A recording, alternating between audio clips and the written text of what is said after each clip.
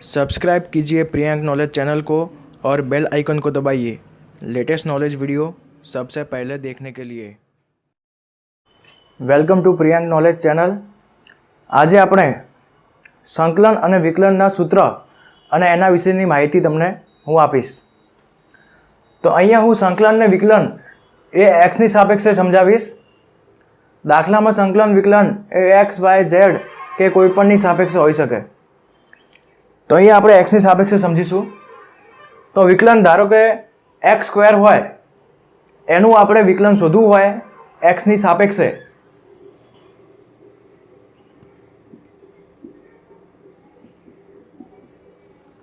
તો વિકલનનો નિયમ છે કે જે ઘાત આપેલી હોય એ ઘાત ગુણાકારમાં આવશે। તો આ બે ઘાત છે એ ઘાતને ગુણાકારમાં મૂકી દેવી અને પછી એક ઘાત આમાંથી ઓછી કરી દેવી। બે ઘાત છે એક ઓછી કરીશું એટલે બેમાંથી એક જાય એટલે એક આવશે। એટલે એક ઘાત ઉપર લખો કે ના લખો ચાલી શકે, એટલે 2x ની એક ઘાત અથવા 2x પણ લખાય। ફરીથી હવે બીજું વિકલન કરીશું એક્સની સાપેક્ષે। એક્સની 5 ઘાત આપેલી છે, એનું વિકલન કરવું છે એક્સની સાપેક્ષે। નિયમ પ્રમાણે જે ઘાત આપેલી હોય તે ગુણાકારમાં આવશે। તો 5 ઘાત છે એ ગુણાકારમાં અને પછી એક ઘાત ઓછી કરવી। તો એક્સની ફરીથી બીજું એક્ઝામ્પલ લઈએ।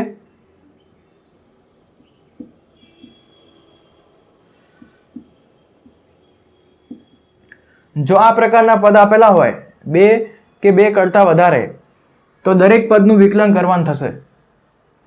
તો આ બંને પદ આ રીતે લખી શકાય, dx² બાય dx પ્લસ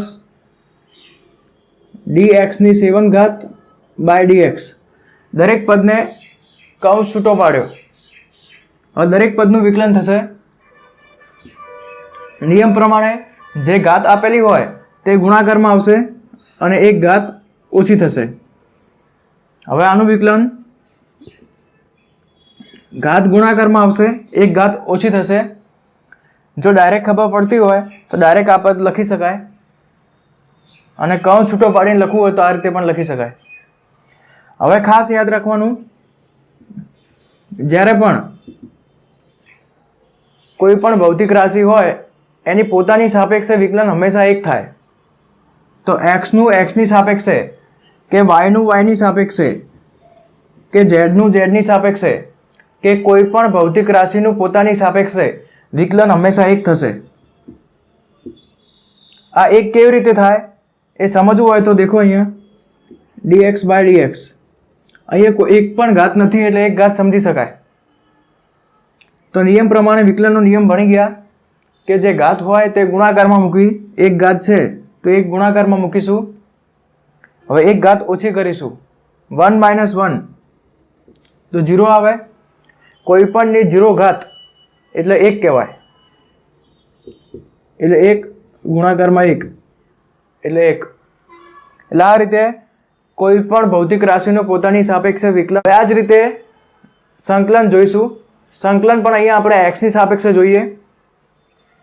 દાખલામાં કોઈ પણની સાપેક્ષે હોઈ શકે, વાય હોય, ઝેડ હોય કે કોઈ પણ ભૌતિક રાશિની સાપેક્ષે સંકલન હોઈ શકે। તો સૌથી પહેલા સિમ્પલ સંકલન જોઈ લઈએ। તો આ dx, તો યાદ રાખવાનું કે સંકલનમાં dx હોય તો એનું સંકલન થશે x।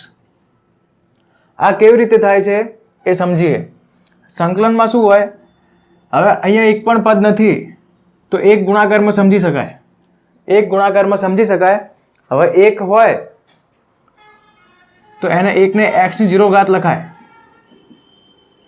કારણ કે હમણાં જ કીધું કોઈ પણ સમીકરણના ઉપર 0 ઘાત હોય તો એનો જવાબ 1 મળે। કોઈ પણ સમીકરણ આપેલું હોય એના ઉપર 0 ઘાત હોય તો 1 થાય, 10ના ઉપર 0 હોય તો 1 થાય। ગમે તેના ઉપર ઘાત 0 હોય તો એનો કિંમત 1 થશે। એટલે 1 હોય તો 1ની જગ્યાએ x ની 0 ઘાત લખી શકાય। હવે સંકલનનો નિયમ છે કે જેનું સંકલન કરવાનું હોય એના ઉપર એક ઘાત ઉમેરવી અને જે ઘાત મળી એના વડે ભાગી દેવાનું. તો અહીંયા 0 ઘાત છે, 0માં 1 ઉમેરશો એટલે 1 ઘાત આવશે. હવે જે નવી ઘાત મળી એના વડે ભાગી દેવાનું. એટલે ભાગાકારમાં 1 લખવાની કોઈ જરૂર નથી અને ઘાતમાં પણ 1 ઘાત ના લખીએ તો ચાલી જાય. તો અહીંયા સંકલન x લખાય. ફરીથી બીજું સંકલન કરીશું. x નો ઘન છે ઇન્ટુ dx. સંકલનનો નિયમ છે કે 1 ઘાત ઉમેરવાની અને જે ઘાત મળી એના વડે ભાગી દેવાનું. અહીં x ના ઘનનું સંકલન કરવાનું છે. તો 1 ઘાત ઉમેરીશું તો x ની 4 ઘાત ભાગાકારમાં 4. તો આ સંકલન થઈ ગયું. અહીંયા યાદ રાખવાનું કે સંકલન x ની સાપેક્ષે થાય છે કે y ની સાપેક્ષે થાય છે આપણને ખબર કેવી રીતે પડે. તો અહીંયા જોવાનું, અહીં dx આપેલું છે ને, આ dx હોય તો x ની સાપેક્ષે સંકલન થાય છે એવું સમજાય. અહીં જો dy હોય તો y ની સાપેક્ષે સંકલન થાય છે એવું સમજી શકાય. અહીં કોઈ પણ ભૌતિક રાશિ આ રીતે આપેલી હોય dx dy dz તો એની સાપેક્ષે સંકલન થાય છે એવું સમજાય. અને વિકલનમાં કેવી રીતે ખબર પડે કે x ની સાપેક્ષે થાય છે કે y ની સાપેક્ષે? તો વિકલનમાં આ રીતે જોવાનું, d/dx હોય કે d/dy હોય કે d/dz હોય તો એની સાપેક્ષે સંકલન થાય છે તેવું સમજાય. વિકલનમાં પણ d/dx હોય d/dy હોય તો એની સાપેક્ષે સંકલન થાય છે. હવે ફરીથી એક એક્ઝામ્પલ લઈએ. x ની 9 dx. નિયમ પ્રમાણે 1 ઘાત ઉમેરવાનો, 9માં 1 ઉમેરીશું 10 આવે. જે નવી ઘાત મળી એના વડે ભાગી દેવાનું. તો આ સંકલન થઈ ગયું. હવે આગળ અમુક દાખલામાં એવું આવશે જેમાં સંકલનની કિંમત આપેલી હોય, લિમિટ આપેલી હોય. તો લિમિટ કેવી રીતે મૂકવી? તો ધારો કે તમને લિમિટ આપેલી હોય 0 થી 10. દાખલો આવશે, દાખલામાં આપણે ડિટેલમાં સમજાવીશું. અહીં એક એક્ઝામ્પલ સમજાવું છું કે ધારો કે લિમિટ આપેલી હોય 0 થી 10 અને એની સાપેક્ષે સંકલન કરવું છે. તો સંકલન સિમ્પલ તો આટલું તો કરી જ દેવાનું. 1 ઘાત ઉમેરવાની, જે ઘાત મળી એના વડે ભાગી દેવાનું. હવે 0 થી 10 લિમિટ આપેલી હોય તો અહીંયા 0 થી 10 મૂકવું. હવે સંકલન અને વિકલનમાં યાદ રાખવાનું કે અચળ કિંમતનું કે અચળ પદનું સંકલન વિકલન થાય નહીં. અને બીજું, અચળ કિંમત આપેલી હોય તો એ કિંમતમાં કોઈ લિમિટ મૂકવાની આવશે નહીં.